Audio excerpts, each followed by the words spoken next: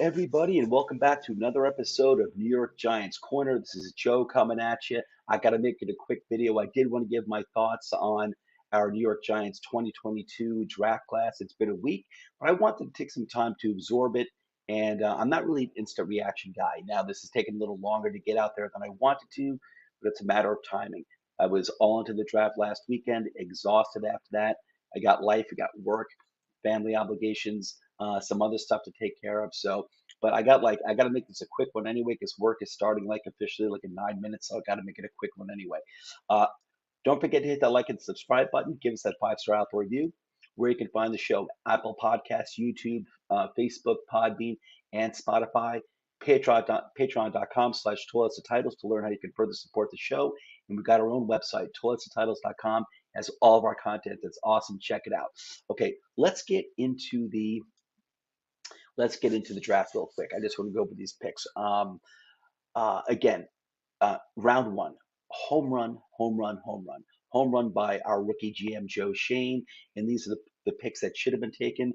Um, the only thing that would have given me something to think about would have been if Sauce Gardner were there at number 5. I would have been thinking about Sauce or Thibodeau, and maybe I probably would have gone Sauce, given how difficult it is to find a shutdown corner, and that's what he probably will be. It may take like at least a year for him to get fully up to speed because it's a hard transition to the NFL. But whatever, he wasn't there. I'm not complaining. Why? Because we got Kayvon Thibodeau at number 5. This guy is phenomenal. And he's got a great personality too. He's got like this, I don't know, this really good persona about him that the Giants kind of need. The Giants, we have a lot of really good personalities, good character guys, but kind of like by the book kind of guys. Kayvon Thibodeau definitely is his own person. We kind of need that. I like that he's got that swag to him that I like a lot.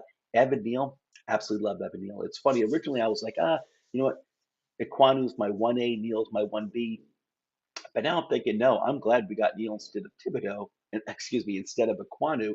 And that's nothing against Iquanu at all. But Evan Neal, when you think about it, I loved Iquanu going back to early on in this whole draft process when he was originally being projected as being drafted somewhere in the 20s. And then after the combine, after the Senior Bowl, he skyrocketed up to like the top 10, top 5. And so I kind of had my eye on him all along as someone that we could possibly steal, like if we traded back a little bit. But he shot up to being like a top 5 pick. But you know what? Evan Neal has been really the best offensive lineman, the best tackle in this draft all along. And even if Aquanu were a 1A, I got to go with the track record that Evan Neal had.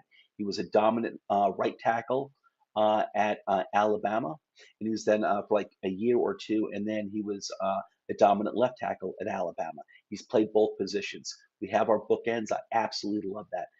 So we got great players, and great players, great value, perfect fits considering all the holes that we have. These guys were perfect fits anyway. We got an edge, we got a tackle. When you think about it, like the 4 most important positions in the NFL are quarterback by a mile. Then after that, you got take your pick of cornerback, that's a CB, edge, and offensive tackle. We filled 2 of those needs with high caliber players, as we should have, picking at 5 and 7. But the board doesn't always fall your way, but this time it did. So we did great over here. Round number 2, the most controversial pick of our draft class, Wan'Dale Robinson. I would have went a different direction here. First of all, I wouldn't have traded back twice. I thought Joe Shane was getting a little too cute there, trying to get, he did trade back and we got an extra 4th and an extra 5th. I wouldn't have traded back that second time because Andrew Booth Jr., cornerback out of Clemson, was on the board and I really wanted him. Either him or Kyler Gordon, another CB. But I really had my eye on Andrew Booth Jr. I think Andrew Booth Jr., he does have a little bit history of injury, and you always have to be wary of that.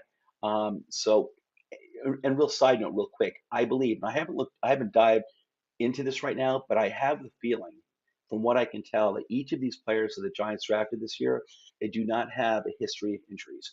Kayvon Thibodeau did have an injury beginning of last year, and he missed some games, or he might have been playing, but it affected his play. But other than that, these guys I don't believe have a history of injury. Wan'Dale Robinson, I do think he was a second round pick. I think he was a second round pick, worthy of a second round pick, the right team with the right scheme.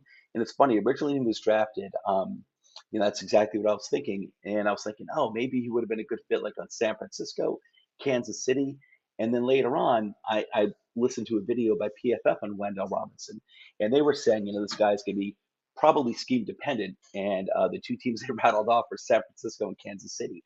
However, we do have a really creative head coach who's also an offensive coordinator. He was the OC for Buffalo in Brian Gable. We also have an offensive coordinator that they brought over from Kansas City named Kafka. I think it's Mike Kafka. So two very good offensive minds. Let's see what they're going to do with Wan'Dale Robinson. It's exciting.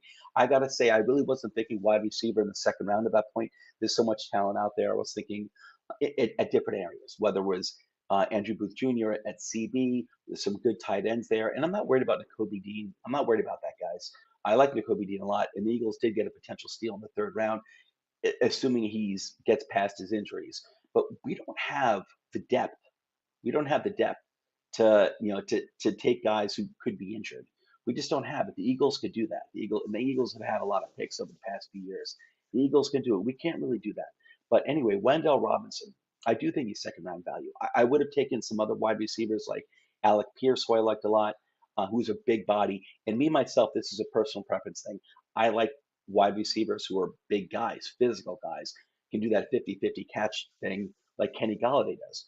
But that being said, um, I do think Wan'Dale Robinson's going to bring something to the table. I think we have two really good offensive minds who are going to make him work. So I'm really excited to see what they do, teaming him up with Tony and the other wide receivers.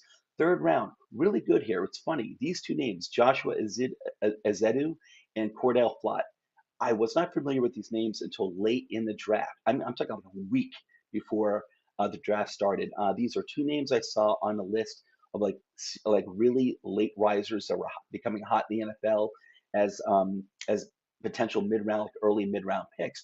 I really didn't read into it. I didn't pay too much attention to it, but we got two good fits here. We got Joshua Azedu, offensive guard, who also played like one third of his college snaps at tackle, at left tackle as well. Played left guard, left tackle. It brings a lot of flexibility. I would not expect him to start just yet, early on the season, but I have a feeling sometime by the middle of the end of the season, he's going to be a starting left guard for us. So, or right guard, but very interesting pick. I do like it a lot. I would have went with Dylan Parham out of Memphis, but I'm not complaining now that I know more about him. Cordell Flott, very good. He's small. He's 6 foot, but he's like 170 pounds. Really good athlete with a lot of great speed. He's got to add some bulk, but a lot of great speed. The guys should be a really good slot. Could also play a little safety apparently too. So he's going to need the flexibility, which is what we need. I got to wrap this up real quick. Daniel Bellinger, tight end. I have my eye on this guy. I love the pick in the fourth round. Dane Belton, safety. This guy brings something to the table too. He's a big dude. He actually has some ball skills. He's more of a box safety, but he does have some ball skills too.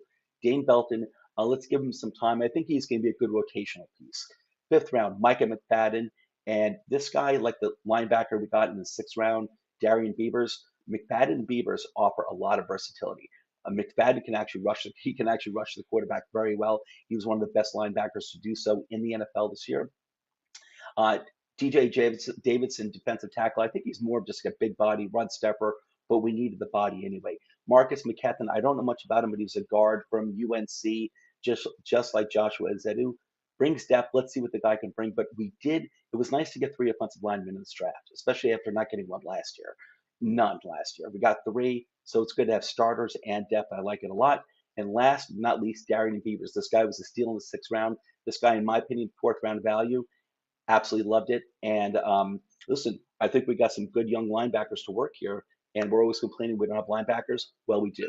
Anyway, it's 9:30. It is work time. I gotta go. Everyone, take care. I am gonna be doing another Giants video with my colleague Joe, who's also a Giants fan here at Toils and Titles. But I just wanted to get my own thoughts out there for this program, and that is New York Giants Corner. Everyone, peace. Have a great weekend. I'll talk to you soon. Take care. Oh, hey, Chris's videos. Good to see you, my friend. I'll catch up with you in a bit, Chris.